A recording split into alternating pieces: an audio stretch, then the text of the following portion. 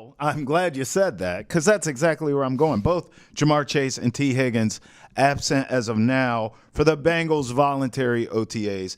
They want the bag too. I mean, they're looking at all this money being passed around. They're like, give me some. So Jamar Chase is a completely different conversation as far as I'm concerned. We understand he's likely in that Justin Jefferson territory. Translation, he's going to get what the hell he wants. They're going to give that guy a blank check and keep him in Cincy. But I do believe because of that, because of the money you're allocating already to Joe Burrow, because Jamar Chase is about to get that blank check, I just think Tee Higgins is going to be up out of there. So, with that being said, George, I look at this Nico Collins deal, and it feels very Tee Higgins range to me. Yeah. It's a guy that we're not sure. Nico has proven he can be a one. Tee Higgins we're projecting because you have a Jamar Chase there.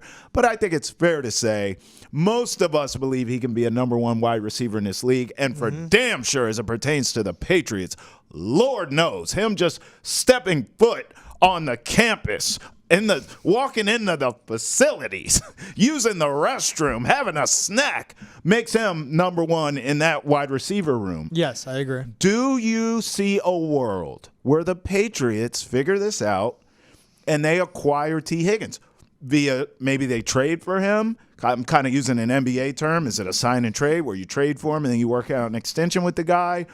Or do you maybe wait this out and let it play out? We see the Bengals franchising him. That we know that's not going to last forever. Eventually, he's going to hit the market.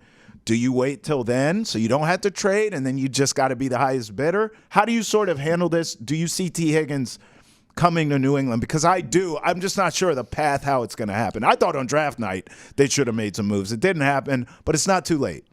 They drafted well, and you have top 3 picks the next few drafts. You go out and you trade for Tee Higgins because the Cincinnati Bengals put him on the franchise tag. Yes. He's not signing it, and that is saying, we want you to play on this. We'll give you this. We're not giving you long-term money. That's right. We need to feed Jamar Chase. We got Joe Burrow off the books before we get to you. But if you're the Patriots, you can't wait around because there are probably teams that thought they could wait around to get A.J. Brown from the Titans. And then the Eagles went out, traded for him. They were aggressive. Signed him to an extension, and then signed him to an extension with new money again. You have to be aggressive, especially with the cap space you have, $46 million. You can trade for him. And if it's a second-round pick, if it's a couple twos or a 2 and a 3, he's worth it if he comes in. And the way he fills out this wide receiver room, because you have a lot of talent, guys that are 6 foot plus, around 205 pounds. Tee Higgins comes in 6'4", big cat, 220 pounds. Yep. That's 75 catches, yep. 1,100 yards, 6 to 7 touchdowns, an elite outside dynamic playmaker with a great catch radius and a deep ball threat as well. Exactly, that's proved it. You've seen how he's played without Jamar Chase in the lineup, and he has stepped up his game and picked up the slack without a wide receiver 1 there, and he's been a great wide receiver 2. Didn't have Joe Burrow the whole time either. Exactly, but look how this wide receiver room is filled out for the Patriots now. If you get a Tee Higgins in, that's your wide receiver 1, clear cut, fine. Sure. Your wide receiver 2 is a Jalen Polk, Kendrick Bourne. That's fine. That's great.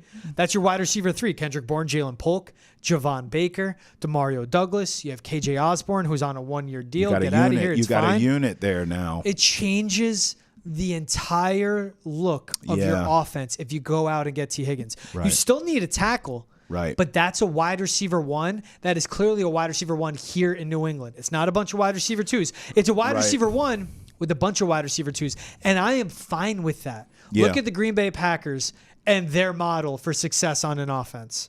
Christian Watson, Romeo Doubs, Dontavian Wicks, Jaden Reed. All second-round picks, some first-round picks, but all deep in the draft. Yeah. All wide receiver 2s.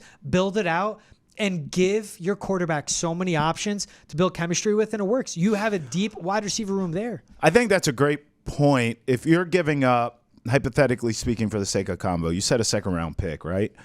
I mean, listen, just hearing you talk about the miss rate with wide receivers makes me think, yes, you do still need a tackle. However, if you keep your first-round pick, I mean, the miss rate on offensive linemen in the draft are significantly lower than it is wide receiver. Wide receiver is just, you're rolling the dice. You just are. You could have an all-world guy or you could have a guy who stinks. And Lord knows we know that around these parts with all the wide receivers that was missed on in the Belichick era.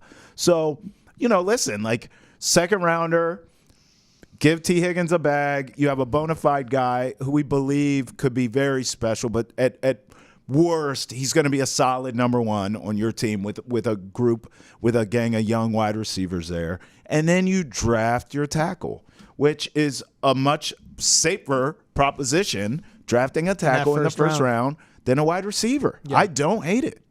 And you look at what the numbers are. Where it gets me, and this is where it could be interesting, think about 3 guys that signed extensions or new contracts this year. Okay. Calvin Ridley to the Titans. Oh, my gosh. $50 million guaranteed. Yeah, he got paid. Devontae Smith with the Eagles. Right. $51 million guaranteed. Right. Nico Collins now with the Texans. 52. 52. Whoosh. T. Higgins is going to get 54 to 55 million from for sure. Now, will the Patriots step up? Because they were outbid by the Titans, so they say. Right?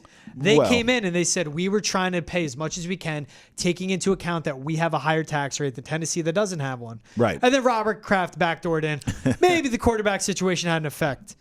But if you are the Patriots, you can go out and you could trade for someone, say you're here, here's the money. Right. And the reason they didn't sign DeAndre Hopkins last year, because Matt Gross said we didn't want, if we gave him more money, to piss off other guys in the room, like a Devontae Parker. All right, Devontae Parker's gone and he stinks. Who cares? And who cares if you piss off Juju Smith-Schuster? Because he's not healthy and he sucks. He's pissing us off. You bring in Tee Higgins, who is an alpha and a wide receiver one. You trade him and go, here's $55 million guaranteed. Yeah. You are our future receiver with our future quarterback. And if this works out for a guy that's 25 years old right now, you could get a second contract. Because if you give him 3 or 4 years, when he's 28, you sign him to another short deal. And then you have him till he's 31, 32, his years in the league. That works perfect. And you have him mature with Drake Maye through the years. You get him that number 1 wide receiver, and you have the cap space for it. Builds up over the years, too. You give him $55 million guaranteed. It works. The market has set that number, but you could trade for him, get him in, and you give him that money. I love the line that you said, he matures with Drake Maye over the years. I think that's true. Big picture, which you often do think about. You're a big picture guy. But I am a short-term thinker, too. And I look at this. You want to develop Drake Maye. You want to put him in the best position and be successful. You go get him a Tee Higgins right now. Because what do young quarterbacks do? Lock in on guys. What do they struggle with? Going through progressions. I mean, Drake Maye just dealt with this in college. And his weakness is his progressions on the field. That's my point. He dealt with – I watched him so much at UNC it would make your head spin. And he didn't have his best wide receiver for most of the season anyways.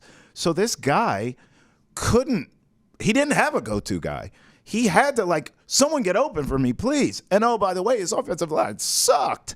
So I look at this as you want to help your young quarterback have everything he needs to be successful. Yes, I want them to grow and be happily ever after, forever and ever, amen, over the years. But in the short term, help his ass out. Get him someone who's a bona fide one that, hey, man, play breaks down. You have the capability, Drake Maye, of buying time with your legs. Keep your eyes downfield and find Tee Higgins. Yeah. I mean, that's helping him become who we need him to become.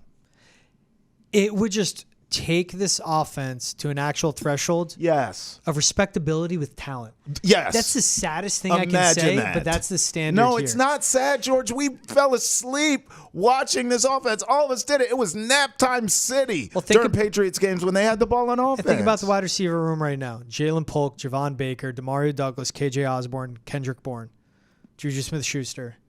I'm falling asleep saying that. Right. But if you get Tee Higgins, it opens up so much more with this offense. It helps your rookie quarterback. And it's all about taking advantage. Look at what teams around the league have done, right? With the Minnesota Vikings, letting Kirk Cousins walk, you get J.J. McCarthy, now you can sign Justin Jefferson. What the Chicago Bears did, DJ Moore, Rome Odunze, Keenan Allen, because you have Caleb Williams and your tackles on rookie scale. The Patriots need to follow suit and do the same thing.